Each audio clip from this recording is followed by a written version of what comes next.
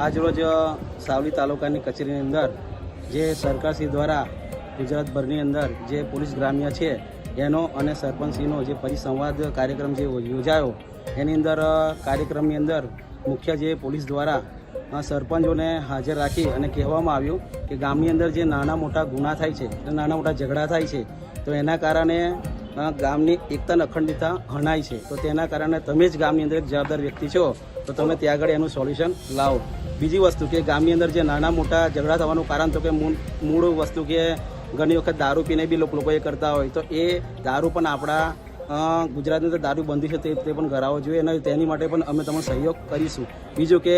જે છોકરા છોકરીનો વધારે ઓછી ઉંમરમાં ભાગવાનો પ્રશ્ન થાય છે, તો આના કારણે જે છોકરા છોકરીને ખબર નથી હોતી અને એના કારણે એ લોકો એ કાયદાની દ્રષ્ટિમાં આવે છે અને એના કારણે એમને મોટું લાંબુ જીવન એમને જેલની અંદર કાઢવું પડે છે. તો આની અજ્ઞાનતા ના રહી એટલે ગામની અંદર જાગૃતતા લાવો, તો જેથી કરીને આ વારે ગુના થાય ના. તો આ શાંતિ